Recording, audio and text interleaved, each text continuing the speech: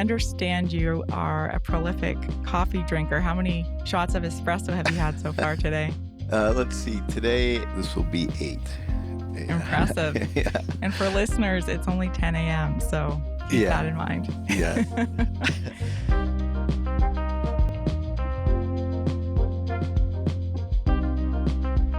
Well, welcome to Access Ideas. This is Yana, and today I'm speaking with Mike McFall, co-CEO at Biggby Coffee and the author of the book, Grind, a guide to take your business from concept to cash flow. Mike, it's great to have you on the show. Thanks, Yana. It's great to be here. Now, for listeners who've not yet had the pleasure of visiting Biggby Coffee, tell us more about the franchise and your evolving role there over the years. Sure. We've been in business 27 years now, and we're a franchise company, and so that means we get to work with franchise owners day in and day out. We started with one store in East Lansing, and, we've been on a quest. Our quest is to sell one more cup of coffee today than we did yesterday. So that focus has led to a lot of growth for us. And, we're really maturing as a company and as a brand. Back in the day, I started as a barista, and I pretty much had every position within the company, over time, and have been in every role. Today, my role is quite different than it was at the beginning. And my role today is more about facilitation of the health and dynamic of our team, our relationship with our franchise owners, making sure that we're maintaining our culture, being around for, historical perspective and so on. Today, I don't have a real grind. I'm not in it every single day. In fact, I've been on sabbatical since May 15th. So I'm in the closing weeks of a 3-month sabbatical for my position at Biggby, which has been a pretty wild experience, So, we are maturing as a company. We have a really strong management team in place today that is handling the day-to-day. And that means that, I don't have to be involved in as much of that as I once was. Yeah, that's significant because I don't think you've taken such a long sabbatical before. And this is after 26 years, if I'm correct, at the chain. And you have, I think, now over 300 locations across the Midwestern United States. Is that right? Yeah. In fact, somebody asked me this weekend, and I couldn't answer exactly. And that's probably the first time in my career I haven't been able to say exactly how many stores we have. Because when I left, when I left in May, it was like 303. And we were opening, about 1.5 a week. We were on pace. So I've been gone now for 10 weeks. So I would guess it's in the range of 320, 315, 320 right now. But it's kind of a weird perspective to not know. How has your sabbatical been? Have you had a chance to think about things you hadn't had a chance to consider before? Not so much, right? It's been primarily focused on getting my second book wrapped up. I'm really excited about this project, and the book Grind was the first book in a 3-book series. And so, I have a commitment to have my first round of editing done with my editor by Friday of this week. So it's going to be a bit of a week here for me trying to get that done. But I've been busy. It's not somehow in my mind I had it sort of chalked up like it was going to be summer vacation. And it was. I got 4 kids too, so so there was no summer vacation. I've been busy. I've been real productive. Had a lot of different things going on. So, but I'm looking forward to getting back. I really am. Nice. I bet. Well, we're going to focus more on Grind today because I think this is a book that stands out for me as having some very practical insights around entrepreneurship, starting your own business. One of the things that caught my eye from the beginning when I read the description is that 20% of companies fail in the first year, even though 1 million people start a small business annually, and almost 65% close within a decade. And those are pretty grim statistics. And what I liked about your book is that you lay it out very candidly. There's no aspirational language that conflates reality with dreams. It's very much, this is what it takes. Such a nice way of saying that. Well, I have heard the one negative I've heard about the book is really the exact 180-degree way of saying what you just said, which is that I am almost encouraging people not to do it. Hmm. And that was never my intention. My intention was never to tell someone that they shouldn't or couldn't. It's always been about just taking a hard look at reality to make sure that you've got what you need around you and supporting you in order to help you be successful. That's really what the point of it all was. Exactly. And you're not an academic. You're not coming at this from a theoretical perspective. So maybe you can elaborate a little bit more on why your journey has been so important. You mentioned starting out as a barista and actually occupying every single role there is in that a Biggby experience. Tell us a little bit more about why that journey informed where you came from and where you are today. Well, I've always believed that to be effective in managing a business, you have to be very, very well versed in the details of that business. And so, having been able to and had the opportunity to be in just about every position. I mean, when I say just about every position, the only thing I haven't done is the actual bookkeeping.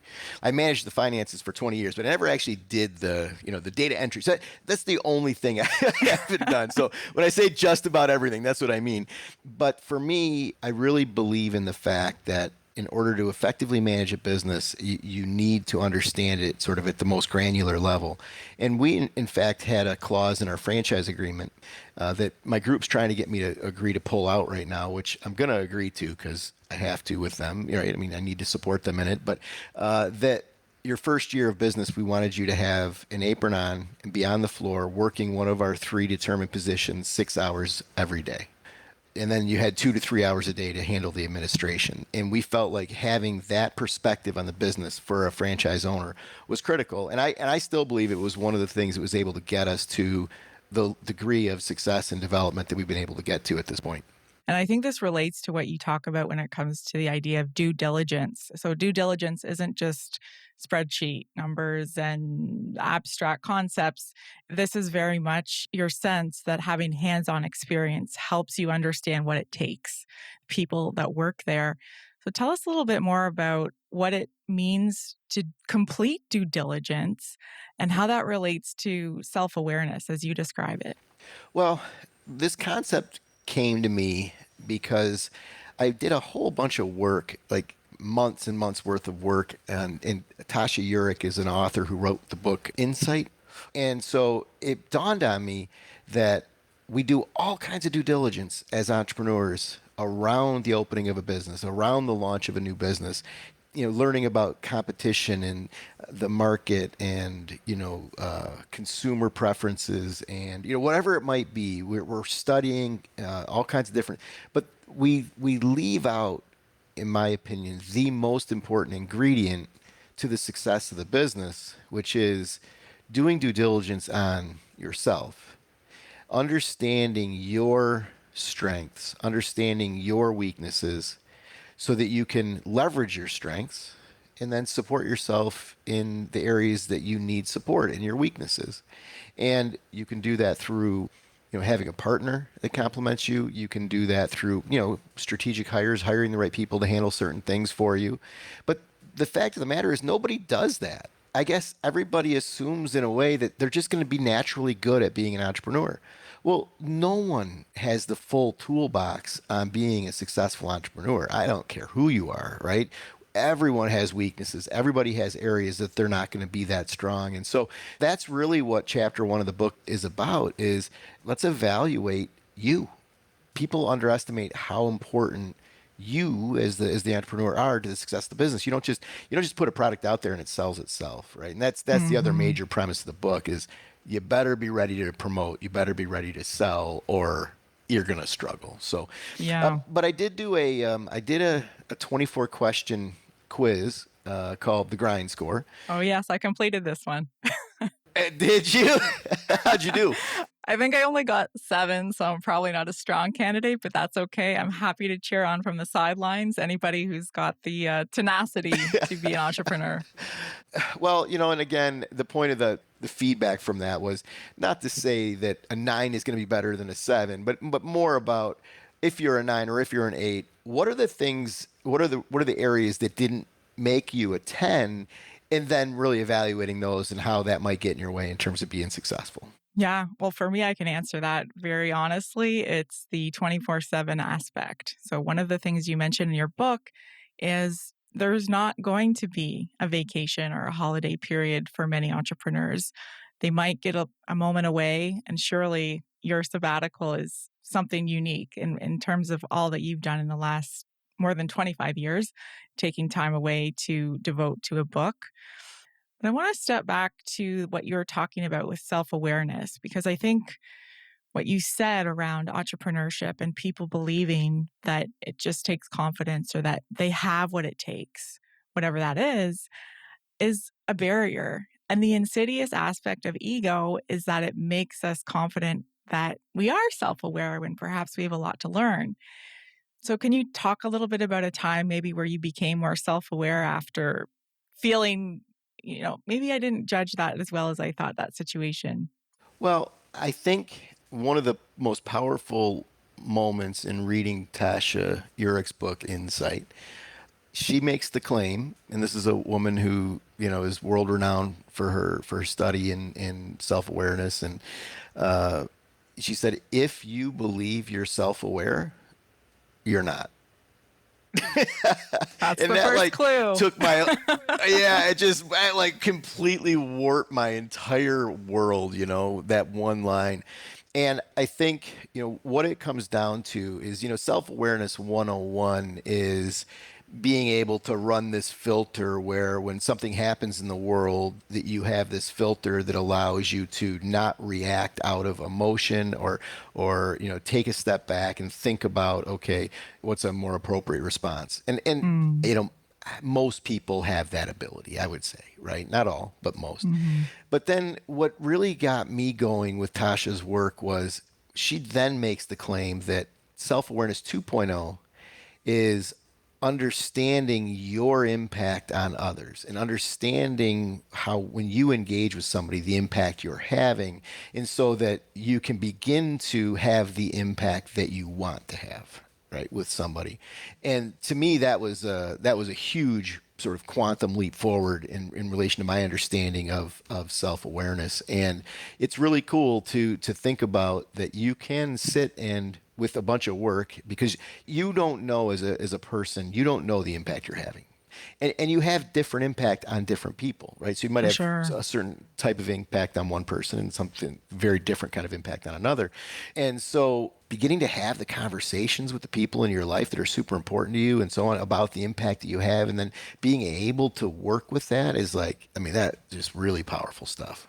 Are there any conversations that stand out in your memory as aha moments where you realized, oops, I don't think I had the impact on that person that I was hoping for?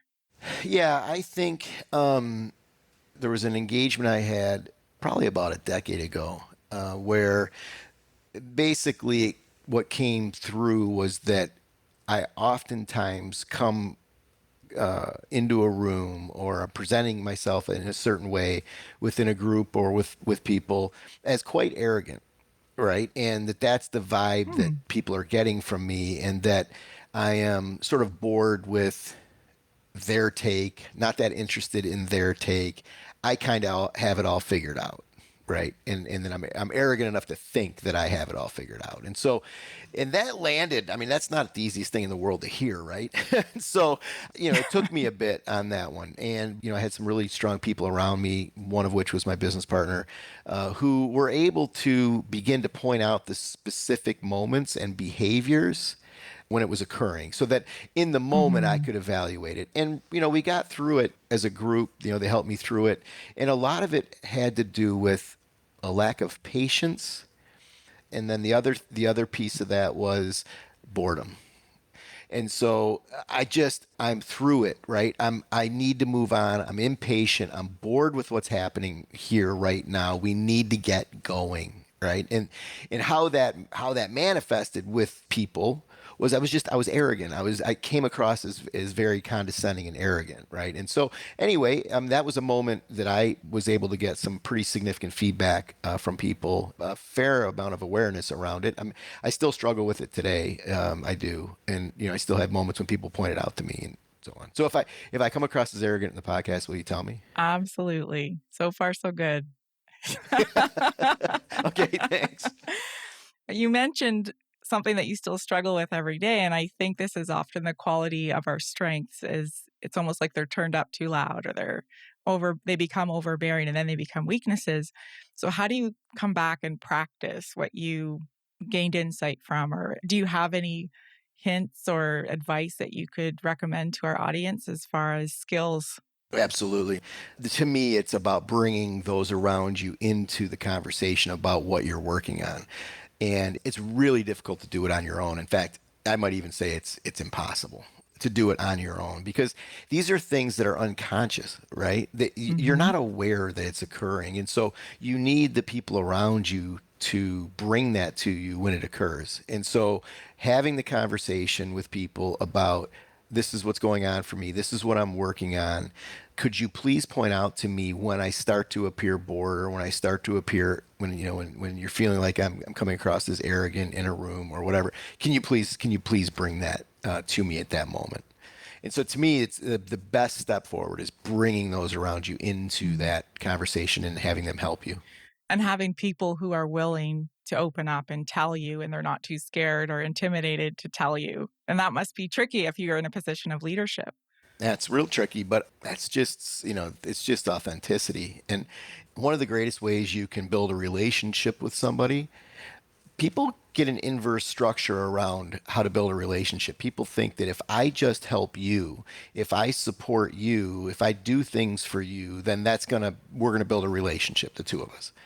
But one of the more powerful ways to build a relationship is to ask someone for help Mm-hmm. and bring them into your world in a genuine way. So by asking somebody to look out for certain behaviors or ask somebody to bring you information or just, simply ask them for a favor, that is a really powerful way to build a relationship too.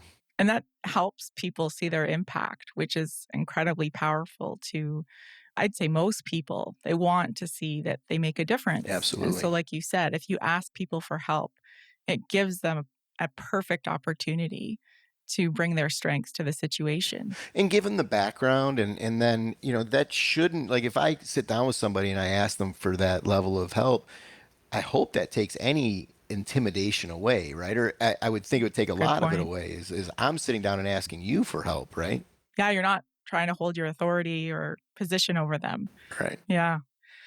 Well, I want to pivot for a moment because obviously, being a business owner, being an entrepreneur, customer relationships are everything. And being consistently committed to your business and its customers is what will yield the ultimate success. So, tell me a little bit about how your attitude has evolved towards customer relations and how this shows up in Grind in your book. And you can even hint at your next book if you want. We'd love a teaser too. Well, it's a big part of Grind. I think it's the third chapter. The whole third chapter is dedicated to this, and it's called Your First Crush is the concept. And my point is that if you, as the entrepreneur, the manager of the business, you need to engage the customer who gives you the opportunity in the same way, in the same sort of intensity level as you did your first crush in elementary school, right? and my point is like that when you had that first crush, right, and that person walked in the room, I mean, you were like fixated. Every glance, every word, whatever that person was doing was just, supremely powerful to you. And that's the level of attention and detail that we need to be paying to our customers at startup for sure. Because, sure, once the business is going and operating and you have revenue and you're generating cash flow and so on, the intensity level of that can diminish. But at the beginning, you're still figuring out what the heck the customer wants from you. You're not even Hmm. sure what you're selling them. And so paying attention at just this incredibly intense way where you see what they like, what they don't like. I'll just give you an example. Early on in our business, we were a Italian style espresso shop, right? Hmm. Espresso bar. And so the left menu board was the cappuccino, the latte, the macchiato, the campana, the very traditional Italian drinks. And then the next board over was flavored lattes, right? So, the mocha mocha, the caramel marvel, the nutty butter, the flavored lattes, the hazelnut, vanilla, and so on. Well, we realized pretty darn quickly that everybody's buying the flavored lattes. And so one of the things that we did quickly in our business, and I think it was one of the decisions that helped propel us, was we kind of scrapped the whole concept of even trying to be a, Italian affected Italian espresso bar. And we stopped worrying about macchiatos and campanas, and we said, we're just going to sell what we lovingly refer to as sweet bomb lattes, right? So the latte with the flavoring and the whipped cream, Nice. and it was being sort of laserly focused in on the consumer behavior and how they were interacting with our business. So many people that open coffee shops just missed that, and they stayed stuck on trying to be this, like, being something that the consumer didn't care about. The consumer didn't care if you made the perfect macchiato. What they wanted is they wanted the sweet bomb latte, right? They wanted the caramel latte with extra whipped cream, and so that's an example. And so that incredible attention at the beginning to what the consumer wants from you, and the only way to get that is to be laser focused on them and asking them questions and engaging them as intimately as you possibly can. And do you think that pivot came at the right time for you too? Yeah, and it's such an important point because, like, you don't know, as in a startup, and see, we're talking about startup here. In a startup, you don't know why they're coming to you yet, and that's a huge. I mean, I teach here at the university, and I have a co-teacher, and he and I talk about that all the time. Is like, when you present your product to the market, you better pay attention because they're going to interact with that product in a very, most likely, in a very different way than you think they are. And if you are so stuck on your original idea that you can't ideate and create the product that they want, you're done. It's over. And that comes back to what you're saying about ego. Because if you're so attached to your original idea and that you're convinced that this is the successful idea, you won't be curious enough to pick up on those clues and see, what are the customers doing? What are they saying? Yeah, yeah. Well, and the Mark Zuckerberg example is, he realized very early on in the development of Facebook that it was supposed to just be a directory. I don't know if you've heard this story, right? But it was just supposed to be a Yeah, directory. yeah. And then he noticed that people were changing out the photographs on the directory on a very regular basis. And then he quickly realized that people wanted to share their photographs. They wanted to share their stories. And that's when Facebook went from being a directory to being what it is today, right? And so, had he not caught that moment and realized how the pace at which people were changing pictures, he would have missed the opportunity to turn this simple directory, which it was, into Facebook and what Facebook became. Nice. Yeah, that's a great example. And I'm wondering too, do you feel that the qualities that would make somebody successful at a startup where they can respond and react to customer feedback are fundamentally different than those qualities that would make somebody successful at opening a franchise of well-established menu items and culture? How does that differentiate? Well, that's a good question. I think I would sort of reframe it a little bit. I think, Hmm. do the qualities that make you successful as an entrepreneur hinder your ability to become a successful manager of a business?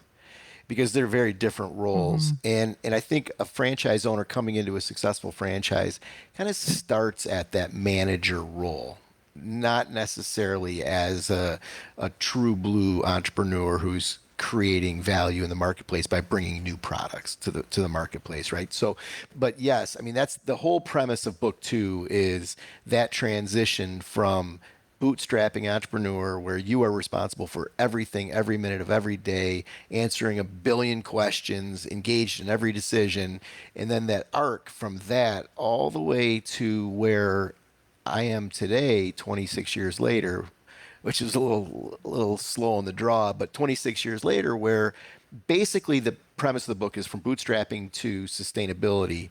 And sustainability to me is me as the entrepreneur, I'm irrelevant to the business. And I could go away tomorrow and the business would continue to thrive. And so book two is that arc, right? So and it's an arc that most people can't make. It's why so few are able to take a business from startup, from concept, and take it all the way through to sustainability. Most people sell out, and I think most people sell out because they don't believe that they can take the business across that whole arc. Hmm. Or maybe they're not excited by the prospect of taking it to sustainability. Is that possible? True. Yeah. Yeah, for sure. Yeah. And I think that's a great point because, entrepreneurs are oftentimes, I think ADHD is sort of a common thread in the entrepreneurs that I know. And so, to be able to go from bootstrapping entrepreneur where ADHD is like a sought quality, right? To in my role today, like ADHD just doesn't work. I mean, we're constantly mitigating that from my partner and I. Yeah. Well, thinking about what you said about the manager role, one of the things that comes up in your book, as well as your other interviews that I've listened to, is this phrase we hear people throw away like, people are so hard to work with, or it's really hard to get good help. And you talk a lot about the importance of good management and that people are mostly great, actually, and most people have strengths you can work with, but it's the manager that's the key to making those teams work together. Can you talk a little bit about that idea? Yeah, I mean, it's something that I'm really passionate about. And the reason I'm passionate about it is, if you ask seasoned business managers what their biggest struggle in business is, 99 out of 100 times they're going to say people, finding good people. And my premise is you don't find good people. That's such a like a just a misnomer, finding good people. I think everyone is a good person. And what we as managers need to do is we need to create environments that allow people to thrive within and then support them in doing so. And so that's the big switch in mentality is you're not out there looking for a superstar employee who's going to come in and help you run your business. What you need to do as a manager is create a place that people can come into and are supported. It's a nurturing environment where they can grow, where they can develop into the type of employee that they want to be and that you want them to be. And so it starts with management first in terms of building that environment. It doesn't start with finding the right employee. And so that's the big switch, right? Mhm. I'm putting you on the spot a little bit here, but I'd love to hear if you have any stories about maybe an employee who initially was thought to be less than motivated or not a great fit, or a franchise owner. I think you've talked a little bit about somebody who bought a franchise for their daughter and you really didn't think that that would work out. Tell me a little bit about that and understanding what's going to work and maybe taking a chance.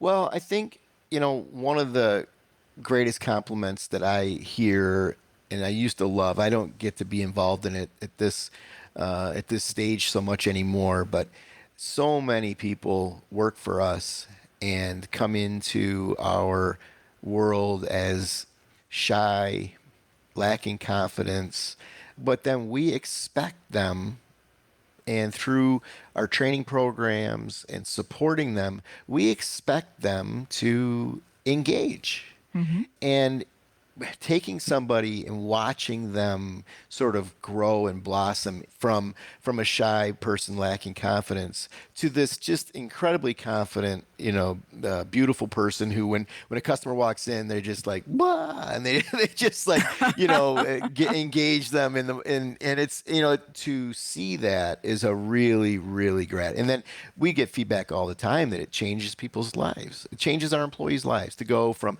and when you think about who we get to interact with when we're a barista in a coffee shop. I mean, I used to interact, I didn't know it at the time, but I used to interact with Lou Ann Simon, who was the president of Michigan State University. Wow. She wasn't the president at that time. She came in every single day. She got an iced tea with an extra slice of lime. Or a lemon, sorry. And she would stand there and she would talk to me for 3 to 5 minutes. She was really cool, And then she'd go over, and then I don't know when it was, but when she got appointed to be president, it was a front page article in the paper. I'm like, oh my gosh, are you serious? Like that's her. So like like as a barista, that gives you confidence, right? Like you're talking to somebody, you're having Hmm. fun with them, and then you find out it's a professor at the university or an orthopedic surgeon or, a star athlete or whatever. And like all of a sudden you're like, oh my gosh, like people are just people, like they're fun. And so watching that transition with our baristas is a really fulfilling part of it. And most of them start out timid, Hmm. but then it's our responsibility to help them sort of unfold. And do you think that's part of what drove you to the coffee business and attracted you that opportunity to have much more regular interactions with customers versus a restaurant, which maybe people don't go to every day? Well, I loved it, and Yeah. so, it was just so much fun to be in the stores in the morning. And so I think so. I never really understood the concept of hospitality.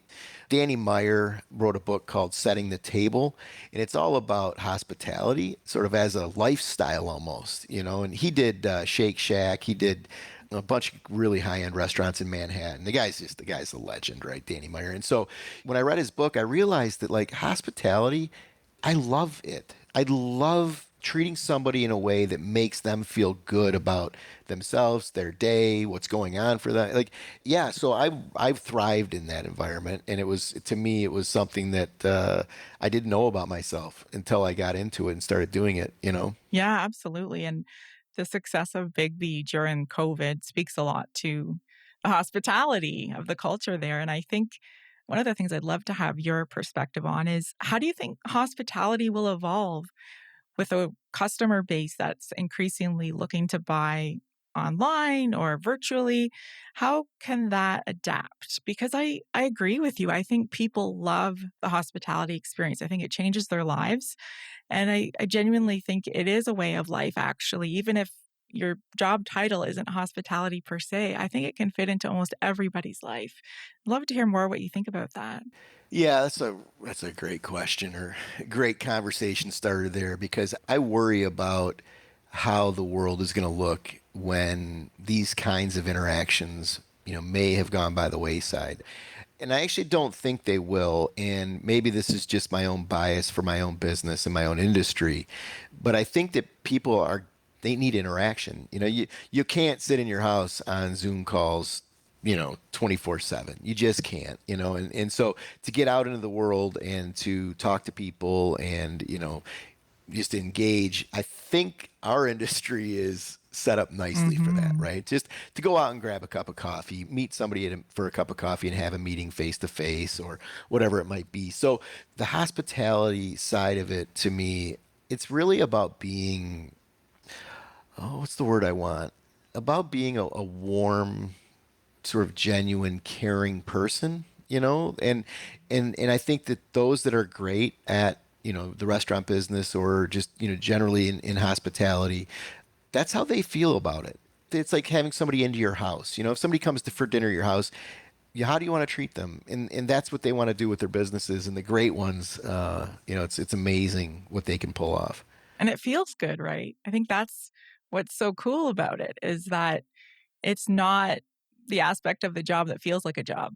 It feels fun. It feels engaging. It feels like it fires you up. Yeah, I just heard a story this weekend, and we hear these all the time in our business. This couple, a friend of mine's niece, went on their first date at Biggby, and they're married now, right? Nice. And so That's it's like, amazing. yeah, we have so many of those. A lot of people meet in line, or they study at Biggby, and they're there, on a regular basis with somebody else, and they finally start talking, and then they start dating, and then they get married and have kids, and so like that is such a beautiful part of our little world. Oh, that's amazing. And what's next for you when you're thinking about your next book? Are you able to tease out a little bit, a few details maybe? Oh, sure. Yeah, I think the book will come out, I hope this spring and this coming spring. So we're in the midst of editing. But what's next for me is to fully make this transition at Biggby, which is that the leadership team is built and functioning. And then my quest coming back into the company in August is going to be to set up a formal board of directors that will interact with the management team. Mm. So the management team is running the business day to day, reporting to the board of directors. Today, the board of directors is my business partner and I, right? So we each own 50% of the company, and so therefore we ultimately make all the decisions together, the two of us. But what we want is we want to transition from that mentality to a mentality of the management team interacting with a sophisticated, real board of directors, and then at some point, relatively quickly, like next 3 to 5 years, my partner and I do become somewhat irrelevant then. That's the ideal, right? And so we get to still be involved in the things that we want to be involved in. We get to take on projects. We get to assist however the board and or management team wants us to assist. And so that's a big part of what's next for me professionally at Biggby, is helping make that transition. My book is my third book. So the second book is written in the editing process. The final book in the series is a book called Grace. So the first one was Grind. The second book is Grow. The third book is Grace. And Grace is going to be basically a statement to the world that, you know, now that we have these, if you've been able to transition to a sustainable enterprise, now what?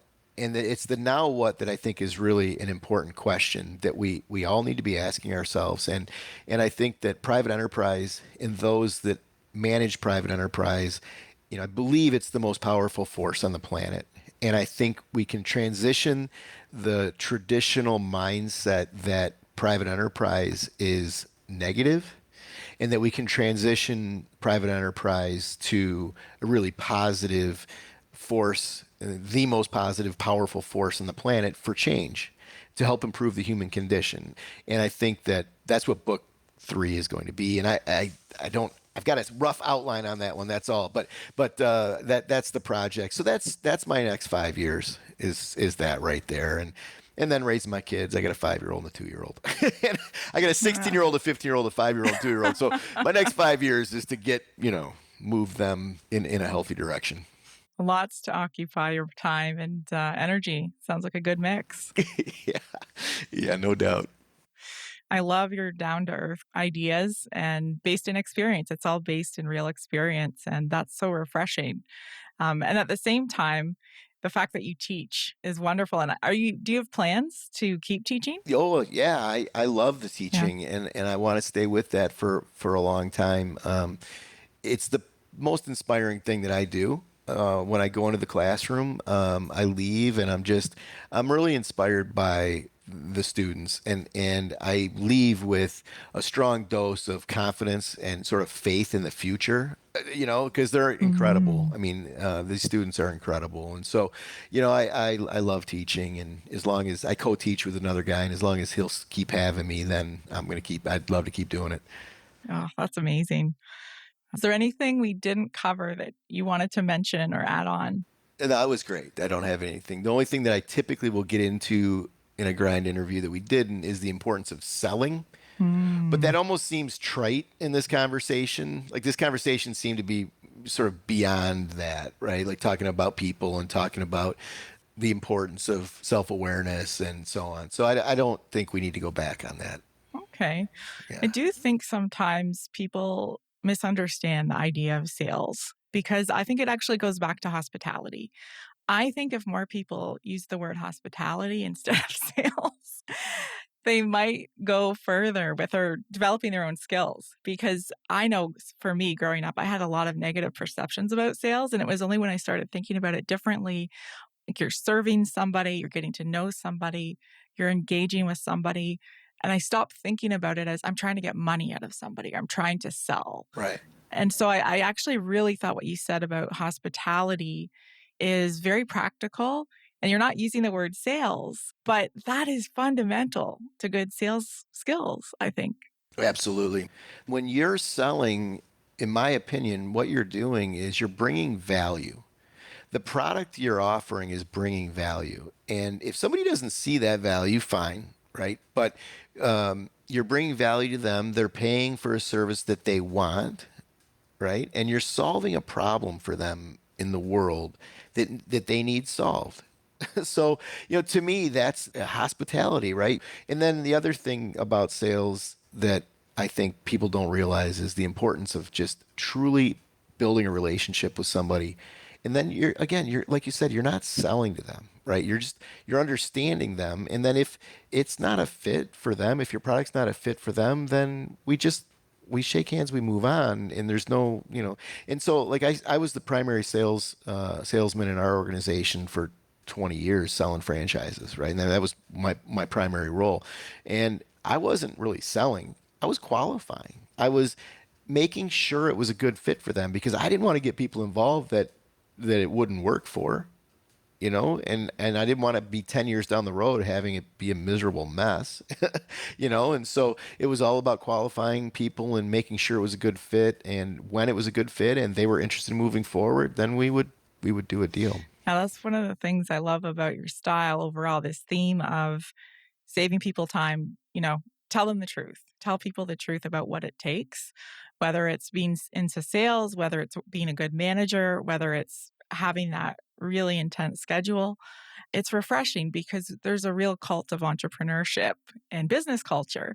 And that's fine. I mean, it's very glamorous on the surface, but I think what you convey so eloquently and succinctly is the reality is it takes very specific skills and tenacity and stick to it. It's fantastic.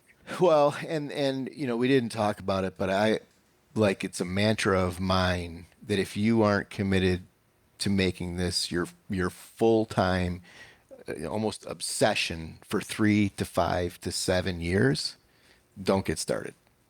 Just don't get started. I mean, we were 10 years in before we made any money, any kind of a living. And 10 years is a long time. It's been nice for 15 and 16 years now that we have been making a living at it, right? But boy, it was 10 years of just sweating it. And people underestimate how long it takes to build something and they expect results in year one.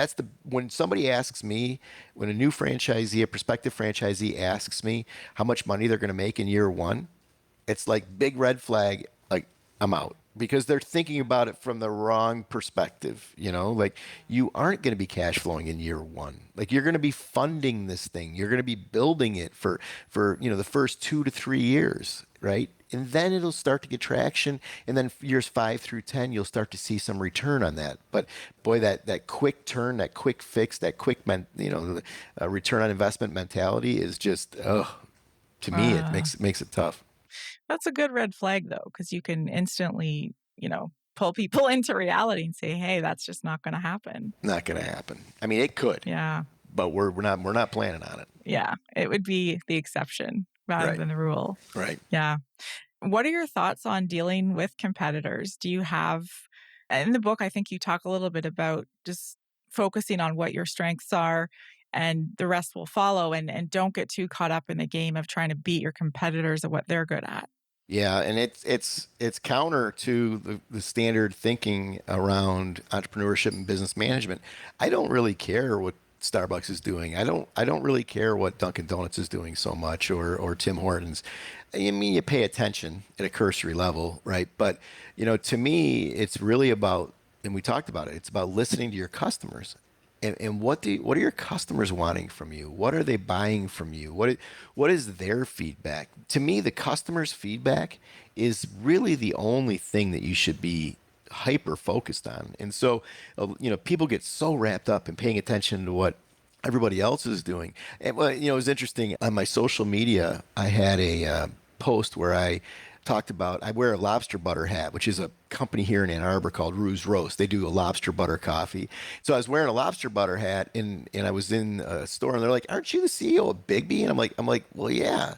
"What are you doing wearing a Ruse Roast hat? Aren't they your competition?" I'm like, "Well, yeah, they're my competition, but they're awesome." Right? Like they're amazing people. They have an amazing company. Their product's incredible. Like, why wouldn't I support them? Right? I love those guys. I love what they're doing. So I videoed that, right? And then I put that up. And that I think to date, I think that's my highest traction I've ever gotten on a post was sort of this like loving perspective on my competition. and being really okay and cool with the fact that I'm saying that these guys are amazing, which they are, right? Now, Yeah. if I didn't think they were amazing, I wouldn't say it, right? But I talk all the time about how Starbucks is an unbelievable company and how powerful they are and what amazing things they've done out in the world. And Starbucks is incredible. Now, do I like competing with them? No, because they're really good at what they do, but they're an incredible company, right? And like if we can't acknowledge that they're an incredible company, like that's silly, right? Like they're amazing. Absolutely. Well, I look forward to following Biggby and checking out your next book. I find your ideas, like I said, very accessible. I hope you'll be on more podcasts because I did a search and I was trying to listen to everything that you'd been on. And you might feel like you're repeating yourself a little bit, but I found it really compelling. Just listening to some of the times the way you were reframing ideas or applying it to different situations. Even as somebody who is not an entrepreneur, I have the podcast, but I work in a very large company during the Monday to Friday, 9 to 5. So many of the concepts you talk about to me still resonate as important to good relationships in the workplace and a strong employee engagement, great employee culture. Well, thank you, and I hope when the next book comes out, I think it'll be an interesting conversation because it goes more into that type of thing, which I'm actually more passionate about than I am entrepreneurialism, because it's about companies and organizations supporting people as human beings, nurturing them in developing a life that they love, and that we as leaders of organizations have an obligation to do that, and that we need to be doing it. And I love that conversation. That's a beautiful conversation to be having. That's awesome. Well, I hope everyone checks out Mike's book. I'm going to promote that in the show notes as well. And you can actually take the grind test for yourself and get your own grind score and figure out how you stack up in the entrepreneurial qualities. Yeah. Thanks so much for coming on the podcast today. It's been a real pleasure having you. Great to be here. I appreciate it. Have a great day. You too. Bye-bye. All right. Bye-bye.